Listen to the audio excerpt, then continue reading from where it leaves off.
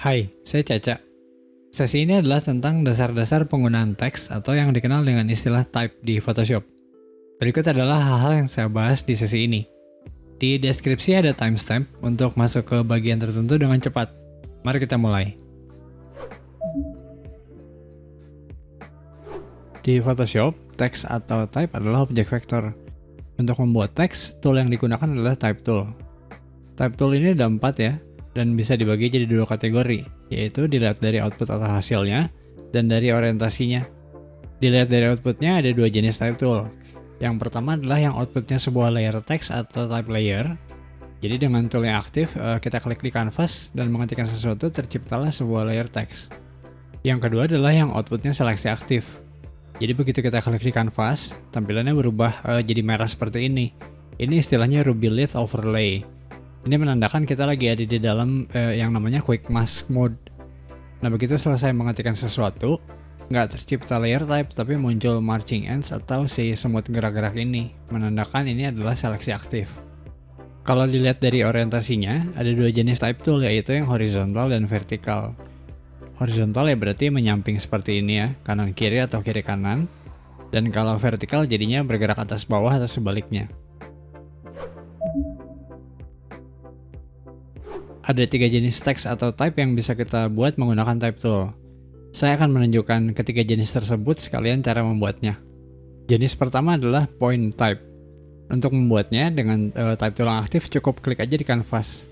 Kali ini saya akan pilih horizontal type tool, klik di canvas lalu ketik deh. Oh ya, garis kelap-kelip ini istilahnya karat atau insertion point. Ketika ada karat atau insertion point ini artinya kita lagi ada di dalam yang namanya mode text edit. Di teks jenis point type ini, setiap baris itu independen. Maksudnya kalau kita nggak menekan enter di keyboard untuk pindah baris, dia akan terus bergerak memanjang secara horizontal. Karena saat ini saya lagi pakai horizontal type tool ya. Tapi kalau saya pakai vertical type tool jadinya memanjang secara vertikal. Saya akan keluar dari mode text edit ini dengan klik tombol commit di options bar. Jenis teks yang kedua adalah paragraph type. Nah sesuai namanya ini untuk membuat paragraf ya. Untuk membuat paragraph type ini ada 2 cara. Pertama adalah dengan cukup klik, tahan lalu geser untuk membentuk semacam area seleksi. Ketika kliknya dilepas, muncul karat atau insertion point yang menandakan kita lagi ada di dalam mode text edit. Juga ada 8 transform control yang bisa digeser untuk mengganti ukuran paragrafnya. Cara kedua adalah dengan menekan dan menahan tombol Alt di keyboard, lalu klik di canvas. Muncul sebuah jendela ya. Nah dari sini kita bisa menentukan dimensi paragrafnya. Unitnya ini nggak mesti poin. Contohnya saya masukkan 15 cm di width atau lebarnya. Dan unitnya ini secara otomatis akan dikonversi jadi poin. Lalu untuk tingginya misalnya 10 cm. Dan saya klik OK. Kayak tadi juga ya, muncul karat. Jadi artinya kita ada di dalam text edit mode dan udah bisa mulai ngetik. Di paragraph type, barisnya ini mengikuti batas paragraf. Jadi kalau barisnya mentok, otomatis pindah ke bagian bawah, ke baris yang baru. Nah kalau mau maksa supaya pindah ke baris yang baru, cukup tekan enter aja di keyboard. Oh ya, ketika di transform control di pojok kanan bawah ada tanda tambah seperti ini, artinya teksnya udah melewati batas kapasitas paragraf, alias ada teks yang nggak ditampilkan. Ketika saya geser transform controlnya ini untuk memperbesar batas paragrafnya, jadi hilang deh tanda tambahnya.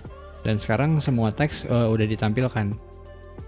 Ada sebuah tip yang mungkin berguna untuk pemakai Photoshop CC versi 2017 ke bawah, yaitu bikin yang namanya placeholder text atau dummy text.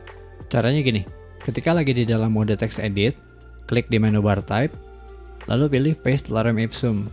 Otomatis muncul teks lorem ipsum dan seterusnya. Yang akrab dengan dunia desain grafis pasti udah familiar lah ya dengan lorem ipsum ini.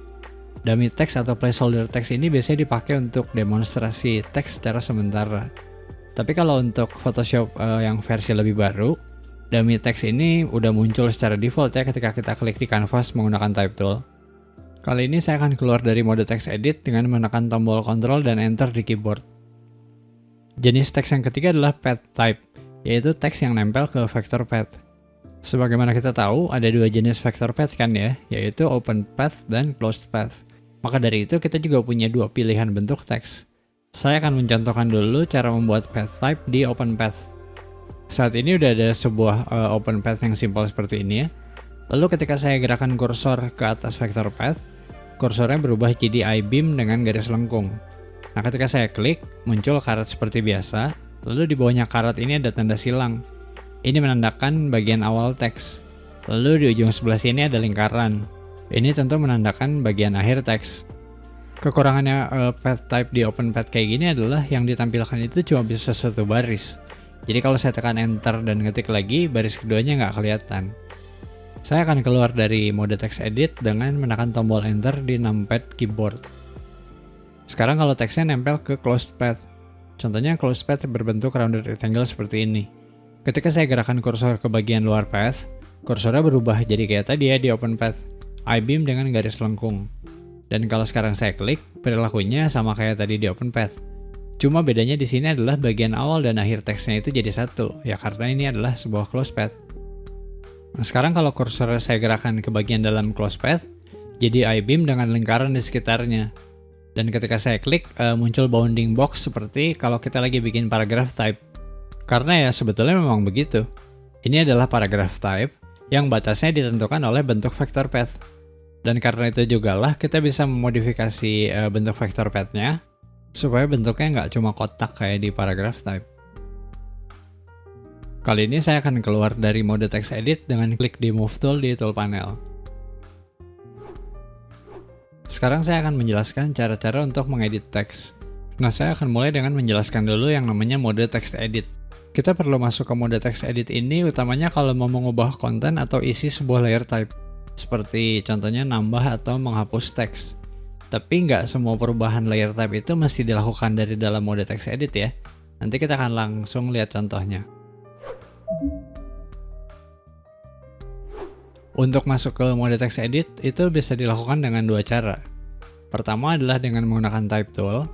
Cukup klik aja di bagian teksnya. Karet atau insertion point-nya ini akan ditempatkan di titik klik tadi. Dan secara otomatis layer type tempat teks ini berada akan terpilih di layer panel. Selain klik, alternatifnya adalah dengan melakukan seleksi seperti ini. Oh ya, untuk melakukan seleksi di dalam mode text edit ini, selain dengan klik dan drag, kita juga bisa pakai kombinasi tombol shift dan klik ya.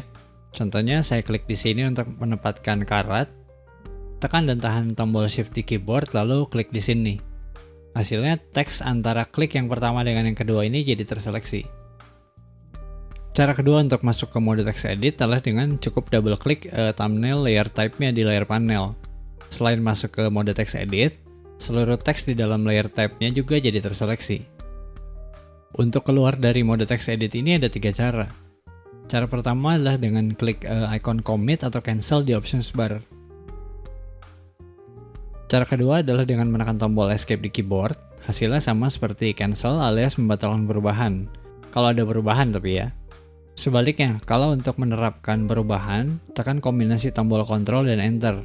Alternatifnya juga, kalau di keyboard kamu ada numpad-nya, tekan aja tombol Enter di numpad. Cara ketiga untuk keluar dari mode text edit adalah dengan cukup pilih tool lain di tool panel. Contohnya saya pilih move tool ini. Ini nih hasilnya sama seperti kita melakukan commit atau menekan tombol Ctrl dan Enter.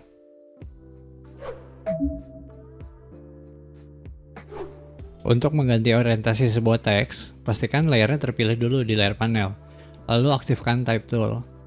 Lalu di options bar, klik deh icon untuk mengganti orientasi seperti ini. Alternatifnya adalah cukup klik kanan aja di kanvas dan pilih orientasi horizontal atau vertikal. Yang sedang aktif adalah yang ada checklistnya ya.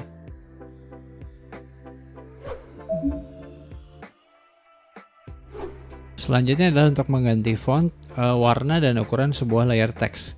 Tapi sebelumnya saya mau menjelaskan sedikit beberapa istilah umum ketika lagi berurusan sama teks, dimulai dari weight dan style.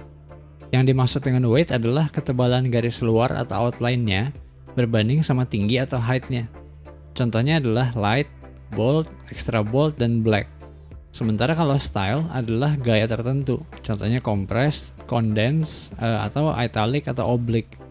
Lalu yang dimaksud dengan font adalah sekumpulan karakter yang bisa berupa huruf, angka, atau simbol dengan weight dan style tertentu. Dan terakhir adalah tentang typeface atau font family. Nah, typeface atau font family adalah sekumpulan font dengan weight dan style yang berbeda. Tapi perlu diingat ya, nggak semua typeface atau font family itu punya font dengan berbagai atribut weight dan style. Saat ini typeface yang saya gunakan adalah Helvetica Neue. Di dalamnya ada cukup banyak font dengan weight dan style yang berbeda. Sekarang kembali ke urusan mengganti font, warna, dan ukuran teks dalam sebuah layer type. Nah, untuk melakukan hal ini, kita punya dua pilihan. Yang diganti itu mau seluruh teksnya atau cuma bagian tertentu aja. Oh ya, khusus untuk mengganti ukuran, selain pakai cara yang akan saya tunjukkan abis ini, kita juga bisa melakukan transform. Tapi untuk transform akan saya jelaskan sesudahnya. Pertama adalah kalau pergantiannya mau dilakukan ke seluruh teks di dalam layer type. Pastikan aja layernya terpilih dulu ya di layer panel. Untuk mengganti font, caranya cukup pilih font dan style yang diinginkan dari salah satu dari 3 tempat, yaitu dari options bar-nya type tool, dari properties panel, dan dari panel karakter. Kali ini saya akan pilih dari options bar-nya type tool seperti ini. Untuk mengganti ukuran, bisa dengan pilih ukuran tertentu dari drop-down menu. Kali ini saya pilih dari karakter panel ya. Dan bisa juga kita memasukkan ukuran tertentu. Unitnya ini nggak mesti dalam poin ya. Contohnya saya masukkan 2 cm. Otomatis dikonversi jadi poin. Ada sebuah trik untuk memperbesar atau memperkecil ukuran font di kelipatan 1 poin. Jadi cukup tempatkan kursornya di isian ukuran ini, lalu di keyboard tekan tombol panah ke atas 1 kali. Bertambah 1 poin ya, tekan enter untuk melihat hasilnya. Dan sebaliknya, untuk memperkecil, tekan panah ke bawah. Selanjutnya untuk mengganti warna. Cukup klik aja salah satu dari ketiga kotak warna ini. Kali ini saya akan klik yang di Properties Panel. Muncul Adobe Color Picker, dan ketika warnanya diganti, kita bisa langsung lihat perubahannya di kanvas. Kalau udah, klik OK. Nah sekarang kalau yang mau diganti itu cuma bagian tertentu aja. Bedanya cuma sebelum melakukan proses tadi cukup bikin seleksi dulu di teksnya seperti ini. Lalu ganti deh. Misal saya ganti stylenya, lalu ukurannya, dan terakhir warnanya. Ada yang unik ya, bisa kita lihat di sini isian font family, style, dan font size-nya kosong. Dan di kotak warna ada tanda tanya. Ini nih terjadi ketika di dalam sebuah layer type yang terpilih ada atribut atau nilai yang berbeda. Ada sebuah cara untuk mengganti warna teks secara keseluruhan dengan cepat, yaitu menggunakan keyboard shortcut. Tapi pertama saya klik dulu di warna foreground ini ya di tool panel untuk milih warnanya. Misal kali ini saya pilih oranye. Lalu saya pilih layernya di layer panel dan tekan kombinasi tombol Alt dan Backspace di keyboard. Berubah deh warna teksnya jadi sama dengan warna foreground. Alt Backspace ini adalah shortcut untuk fill with foreground color. Kalau shortcut yang ditekan adalah Ctrl Backspace, warna teksnya ini diganti dengan warna background. Jadi sekarang saya ganti dulu warna backgroundnya jadi hijau. Lalu saya tekan Ctrl Backspace.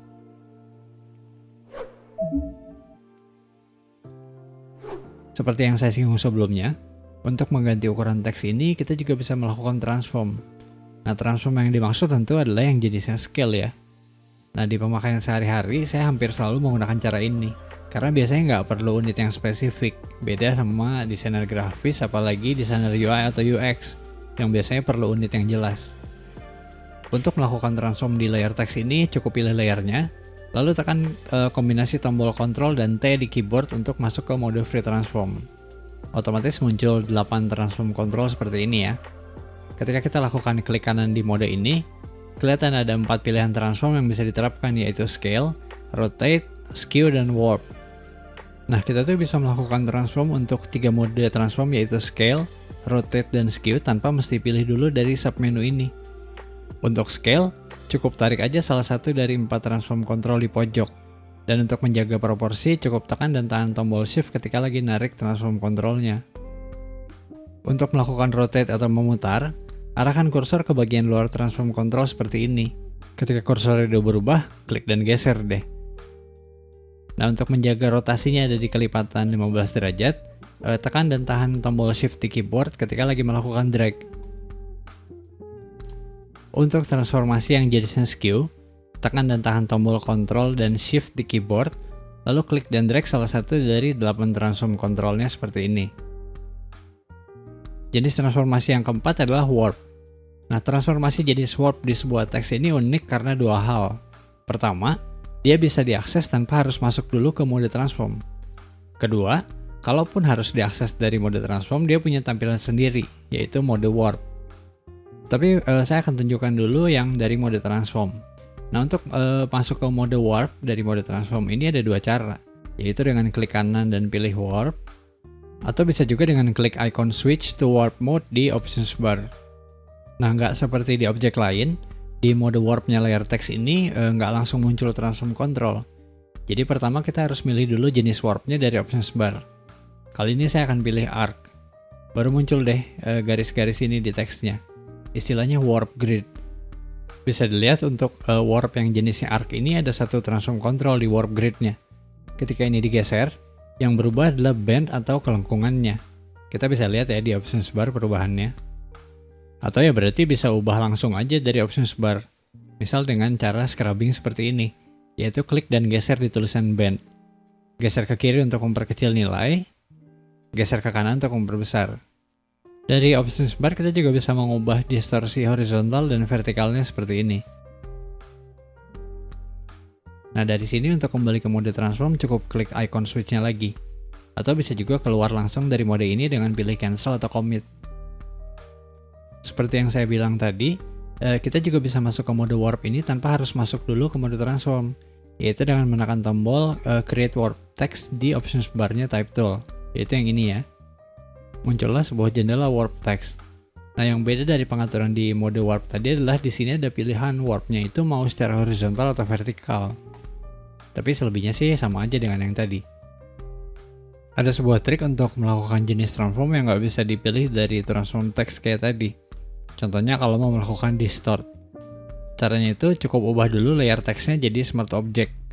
Jadi klik kanan di layarnya di layar panel, lalu pilih convert to smart object. Nah, sekarang kalau saya tekan Ctrl T dan klik kanan, distortnya jadi bisa dipilih ya, karena ini bukan layer type, tapi udah berubah jadi smart object. Nah, tentang smart object ini saya bahas secara khusus ya di sesi smart object.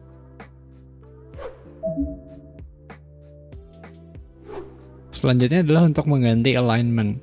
Nah, alignment ini menentukan istilahnya punggung teks, dan teksnya itu bergeraknya dari mana ke mana. Ada 3 alignment yang bisa dipilih, yaitu left, center atau middle, dan right. Untuk menunjukkan punggung teks ini lebih kelihatan ketika di paragraph type seperti ini ya. Align left itu berarti punggung teksnya di sebelah kiri, alias mepet kiri. Kalau align right berarti kebalikannya. Dan untuk align center atau middle, berarti punggung teksnya ada di tengah seperti ini. Lalu kalau untuk mencontohkan arah geraknya, saya akan pakai point type. Align left berarti teksnya bergerak dari kiri ke kanan. Align center atau middle berarti teksnya bergerak dari tengah ke kiri dan kanan secara merata. Lalu kalau align right berarti teksnya bergerak dari kanan ke kiri.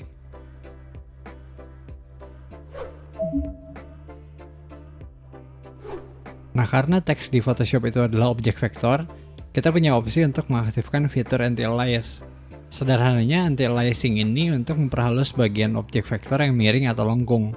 Contohnya misalnya di huruf O. Saya zoom in ya supaya lebih jelas. Saat ini anti-aliasnya nggak aktif. Bisa dilihat dari options bar pilihannya none. Kita bisa lihat ya, bagian yang lengkung ini istilahnya jagged atau patah-patah.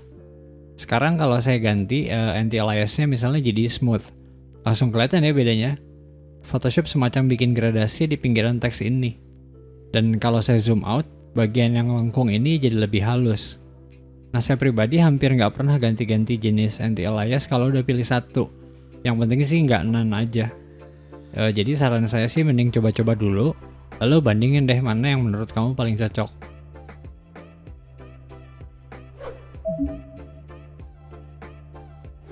Sekarang adalah pengeditan teks yang bisa dilakukan dari panel karakter. Nah, kalau panel karakter di kamu belum muncul, cukup klik di menu bar window lalu pilih karakter. Atau bisa juga dengan type tool yang aktif, klik icon ini. Ini adalah icon untuk memunculkan panel karakter dan paragraf. Saya akan mulai dengan penjelasan soal baseline. Jadi setiap teks itu dalam tanda kutip duduk di sebuah garis, dan garisnya itu istilahnya baseline. Contohnya seperti point type ini. Saya gambar garis merah ini sebagai ilustrasi baseline. Dari karakter panel, kita bisa lihat saat ini baseline shift-nya 0 poin. Artinya nggak ada perubahan baseline, dan teksnya masih nempel sama baseline tersebut. Nah, kalau nilai baseline shift-nya ini lebih besar dari 0, jadinya seolah terbang seperti ini. Sebaliknya, kalau nilainya negatif alias lebih kecil dari 0, seolah jadi tenggelam. Pengaturan baseline shift ini akan lebih kelihatan kalau kita lagi pakai path type. Contohnya seperti ini. Oh ya, unit selain poin ini akan dikonversi jadi poin ya. Contohnya saya ganti nilainya jadi 3 cm. Otomatis berubah jadi poin. Lalu kalau di close path, baseline shift yang negatif ini bikin jarak teks dengan bagian atas path jadi menjauh seperti ini.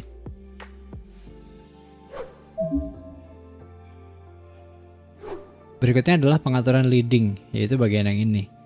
Di program pengolah teks seperti Microsoft Word, istilah lainnya ini adalah spacing. Leading atau spacing ini intinya sama aja, yaitu menunjukkan jarak antar baseline.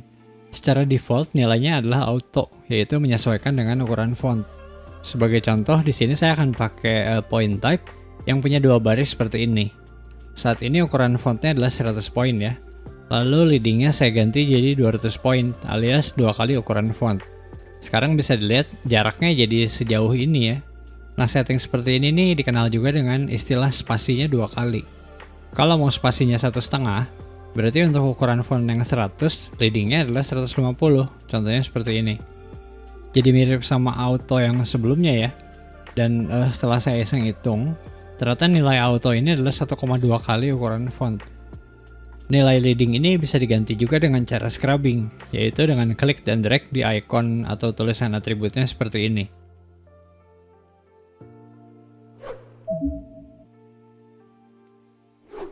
Selanjutnya adalah pengaturan kerning, yaitu yang ini. Kerning itu sendiri kurang lebih artinya adalah jarak antar karakter tertentu dalam sebuah font. Secara default, nilai kerning ini adalah matrix, yaitu nilai kerning yang sesuai dengan yang udah ditentukan atau dirancang oleh desainer font atau tipografernya. Contoh jelasnya kelihatan di perbandingan dua teks ini. Jarak antara T besar dengan Y kecil beda ya ketimbang T besar dengan V kecil. Nah, di kombinasi T besar dengan Y kecil ini, huruf Y-nya seolah lebih menjorok ke dalam ketimbang yang huruf V. Ini seolah kelihatannya sepele banget ya, karena cuma antar dua karakter dengan weight dan style yang sama. Tapi bayangin betapa banyaknya kombinasi huruf yang mesti dipikirin oleh seorang tipografer. Itulah mungkin kenapa ada font yang berasa lebih enak dilihat dan lebih mudah dibaca. Selain metrik, ada juga setting optical. Optical pun masih otomatis, tapi nilai kerning ini ditentukan sama bentuknya oleh program tempat fontnya lagi dibuka, bukan oleh tipografer atau desainer fontnya. Saya bikin perbandingan seperti ini ya untuk membandingkan metrik dengan optical. Tipis sih, tapi tetap ada bedanya. Selain itu, kita juga bisa ngatur kerning secara manual. Nah, untuk pengaturan kerning manual ini ada dua cara. Pertama dengan milih nilai tertentu dari dropdown ini. Tapi sekarang semua angkanya abu-abu ya, belum bisa dipilih. Karena syaratnya adalah karat atau insertion point itu harus ditempatkan di antara dua karakter seperti ini. Misal sekarang saya pilih 25. Jadi lebih jauh ya kelihatannya dari setting yang metrik. Cara kedua adalah dengan menekan dan menahan tombol Alt di keyboard. Lalu tekan tombol panah ke kiri untuk memperkecil kerning. Dan panah ke kanan untuk memperbesar. Tapi kalau setelah oprek-oprek ternyata nggak serak dan ingin balik ke metrik, cukup pilih aja layar di layar panel dan pilih metrik dari setting kerningnya.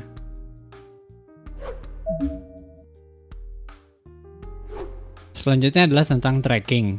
Tracking ini mirip banget sama kerning, yaitu pengaturan jarak antar karakter.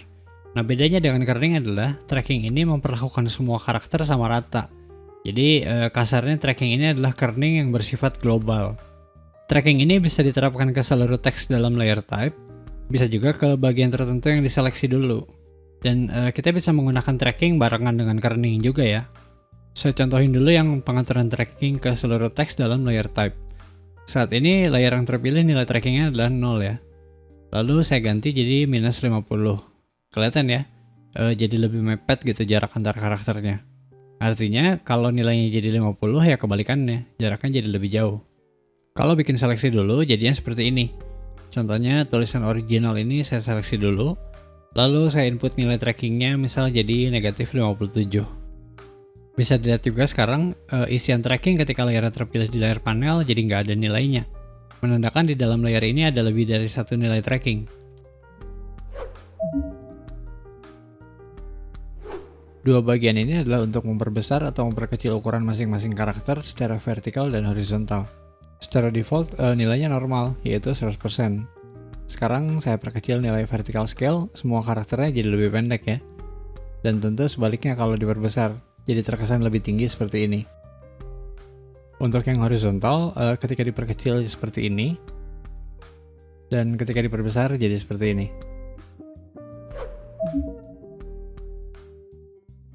Sekarang kita masuk ke bagian yang di bawah ini. Tapi nggak semua akan saya bahas ya, cuma yang relatif umum aja. Dimulai dari yang ini. Ini namanya faux bold. Faux ini maksudnya fake. Jadi ini tuh untuk bikin weight sebuah karakter jadi pura-pura bold. Biasanya ini nih dipakai untuk menyiasati typeface yang nggak punya weight bold. Tapi kalau ada weight yang bold sih mending pakai yang bawaan, nggak pakai yang ini karena ya ini tuh sekadar mempertebal outline atau garis pinggir sebuah karakter aja. Di sebelahnya adalah faux italic. Kalau tadi Nero weight yang bold, ini Nero style yang oblique atau italic. Dan lagi-lagi, kalau sebuah typeface punya style yang italic, mending pakai yang bawaan. Yang ini adalah all caps. Kalau di dalam layer type ada huruf kecil, secara otomatis akan diubah jadi huruf kapital. Di sebelahnya adalah small caps. Mirip sama yang tadi, huruf kecil ini diubah jadi huruf kapital tapi dengan ukuran yang lebih kecil. Lalu yang ini adalah superscript. Gunanya untuk bikin karakter yang terpilih jadi lebih kecil dimensinya dan posisinya jadi sedikit lebih tinggi. Biasanya ini ditemukan di dalam sebuah persamaan matematis, misalnya pangkat gitu contohnya. Di sebelahnya adalah subscript. Nah ini kebalikannya superscript ya. Karakter yang terpilih selain dibikin lebih kecil dimensinya, posisinya juga dibikin sedikit lebih rendah. Biasanya ditemukan di rumus-rumus kimia. Yang ini adalah untuk ngasih underline atau garis bawah.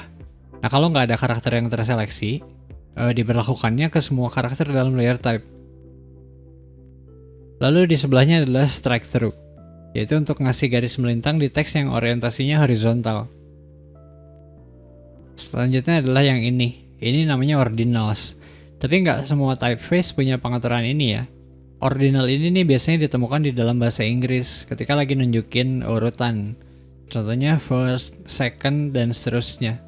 Nah untuk menggunakan ordinals ini cukup pilih teksnya, lalu klik di ordinals. Dan mirip sama superscript ya. Jadi kalau sebuah typeface nggak bisa pakai ordinals, bisa diakalin juga dengan pakai superscript. Yang terakhir adalah yang ini, yaitu fractions alias pecahan. Nah saat ini typeface yang saya gunakan adalah Calibri dengan weight regular. Ketika di dalam teksnya ada pecahan, lalu saya aktifkan fractions, tampilan pecahannya jadi seperti ini. Dan sama seperti ordinals, nggak semua typeface punya opsi untuk mengaktifkan fractions. Sekarang saya akan bahas pengeditan teks yang bisa dilakukan dari panel paragraf. Dan supaya lebih jelas, jenis teks yang saya pakai di sini adalah paragraph type. Bagian ini adalah alignment, yang sama juga ya seperti di options bar. Lalu 4 pengaturan di sebelah kanannya adalah pengaturan justification. Dari ikonnya sebetulnya udah kelihatan ya. Bagian kanan kiri teks akan dibikin jadi rata alias justified. Yang membedakan keempat justification ini nih cuma baris terakhirnya aja. Justify left berarti baris terakhirnya mepet kiri, justify right berarti mepet kanan, dan justify center atau middle jadinya di tengah. Yang paling kanan yaitu justify all akan bikin teksnya mepet kanan dan kiri. Nah pilihan justify all ini biasanya bermasalah ketika jumlah kata di baris terakhirnya itu sedikit. Contohnya seperti ini. Atau malah lebih aneh lagi ketika baris terakhirnya cuma satu kata seperti ini. Ketika justify all ini diterapkan ke path type, contohnya di open path seperti ini ya, maka teksnya itu akan direntangkan sampai ke batas akhir teks. 3 bagian ini adalah pengaturan indent atau margin, yaitu jarak antara pinggiran teks dengan batas paragraf alias bounding box. Nah unitnya ini dalam poin, jadi kalau kita input dalam unit lain secara otomatis akan dikonversi jadi point. Bagian ini adalah untuk ngatur indent bagian kiri, dan di sebelahnya untuk indent bagian kanan. Oh ya, untuk pengaturan indent ini kita nggak mesti bikin seleksi dulu. Mau masuk ke text edit mode lalu ubah nilainya bisa, atau cukup pilih layarnya di layar panel pun bisa. Supaya lebih jelas, saya akan bikin jadi justify left dulu ya paragrafnya. Lalu indent kirinya saya ganti jadi 1 cm dan yang kanan jadi 2 cm. Nah sekarang ketika saya masuk ke mode text edit, jadi kelihatan ya ada jarak antara teks dengan batas paragrafnya. Nah di bawahnya ini adalah pengaturan indent first line, yaitu indent untuk baris pertama aja. Kalau nilainya positif, contohnya di sini saya masukkan 1 cm, jadinya menjorok ke dalam seperti ini ya baris pertamanya. Dan dari sini kita bisa lihat juga, nilai indent first line ini dihitung dari indent paragraf secara keseluruhan, bukan dari batas paragrafnya. Oh ya, ketika nilai indent ini bisa negatif juga ya. Kalau indent kiri dan kanan negatif, berarti jadi menembus batas paragraf. Contohnya seperti ini. Indent kiri saya bikin jadi negatif 1 cm dan yang kanan jadi negatif 2 cm. Dan kalau indent first line-nya negatif, contohnya jadi negatif 1 cm, istilahnya ini adalah hanging first line. Pengaturan indent ini berlaku juga ketika kita pakai path type di close path seperti ini ya.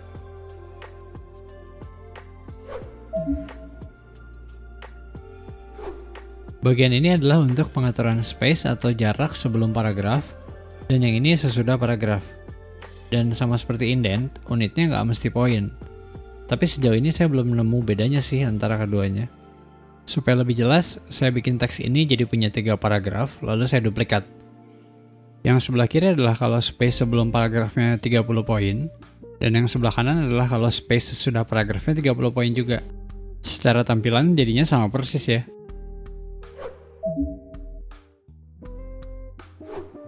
Di paling bawah ini adalah opsi untuk mengaktifkan atau menonaktifkan hyphenation alias tanda hubung. Teks dalam alfabet Romawi, yaitu yang dibacanya dari kiri ke kanan seperti bahasa Indonesia atau bahasa Inggris, tanda hubungnya itu pasti muncul di kanan ya. Ketika fitur hyphenation ini diaktifkan, kata yang nggak cukup dimuat dalam satu baris akan dipotong dan dikasih tanda hubung seperti ini. Di Photoshop ini ada sebuah fitur untuk mencegah pemotongan kata, namanya no break. Fitur ini nih biasanya diterapkan ke kata yang nggak boleh dipotong, semisal nama orang atau nama tempat. Contohnya saya mau bikin supaya teks ini nggak kepotong. Pertama cukup seleksi katanya, masuk ke panel karakter, dan klik konteks menunya. Bisa dilihat ya ada opsi no break. Klik untuk mengaktifkan fiturnya, dan sekarang kata ini jadi nggak kepotong lagi. Nah selama kata ini belum dihapus, opsi no breaknya ini masih aktif atau masih diterapkan ke dia.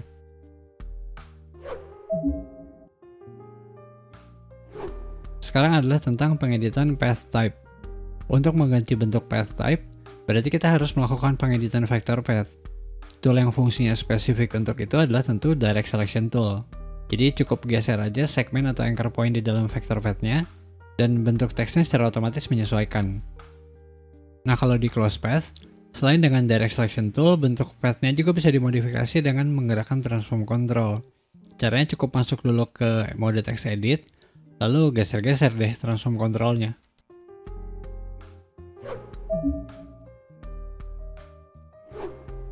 Di Open Path, bagian awal path type itu kelihatan ya dari ada tanda silang seperti ini. Lalu untuk bagian akhir type, simbolnya lingkaran hitam seperti ini.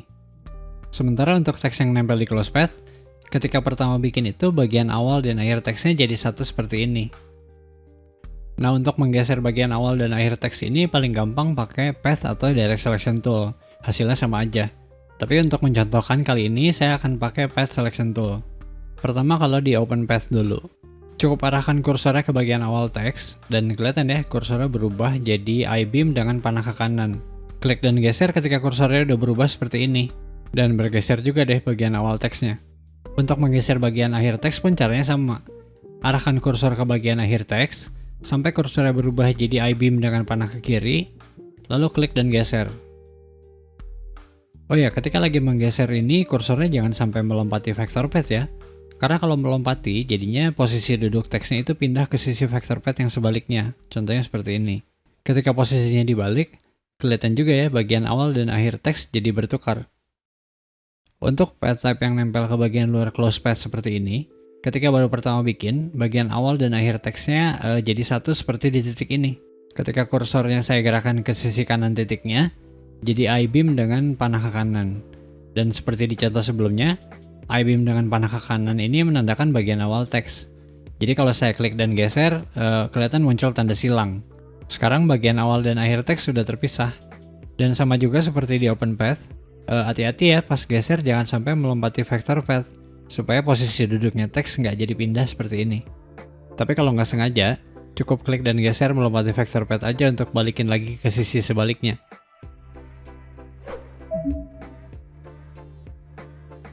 Terakhir yang mau saya bahas adalah cara mengubah bentuk layer teks. Perubahannya ini bisa jadi 3 bentuk, yaitu layer raster, layer shape, dan smart object. Untuk mengubah layer teks jadi layer raster itu berarti kita melakukan sebuah proses yang namanya rasterization. Paling cepat caranya dengan klik kanan aja di layernya, lalu pilih rasterize type. Keuntungan diubah jadi layer raster adalah kita jadi bisa pakai tool raster di layernya, misalnya pakai brush tool. Sementara kekurangannya adalah dia akan pecah ketika kita lakukan transform berulang-ulang. Kedua adalah untuk mengubah layer teks jadi layer shape. Caranya cukup klik kanan layernya di layer panel, lalu pilih convert to shape. Sekarang semua karakter dalam layer type tadi berubah jadi path komponen ya dalam sebuah layer shape. Alternatifnya adalah kalau cuma mau mengambil vector path-nya aja. Caranya klik kanan di layernya di layer panel, dan pilih create work path. Di path panel bisa dilihat muncul sebuah work path yang baru. Nah keuntungannya pakai cara ini adalah layer teksnya dipertahankan, dan kita punya keleluasaan mau diapain nih si vector path yang baru ini. Bisa dibikin jadi vector mask, jadi shape layer, atau ya sekadar di save aja. Ketiga adalah kalau mau jadi smart object. Caranya cukup klik kanan di layernya di layer panel dan pilih convert to smart object. Ini adalah yang paling saya rekomendasikan, karena selain layer type-nya aman di dalam smart object, modifikasi smart object ini juga cukup bervariasi. Nah tentang smart object ini saya bahas secara khusus di sesi terpisah ya. Linknya ada di card di pojok kanan atas. Itulah dasar-dasar penggunaan teks di Photoshop. Kalau ada pertanyaan, silakan ketikkan di kolom komentar. Tapi kalau pertanyaannya panjang, bisa kirim email ke caca.photoshop@gmail.com. Selain itu, saya juga bisa dijangkau di Instagram, yaitu di caca.photoshop. Terima kasih sudah menonton dan sampai jumpa di video lainnya.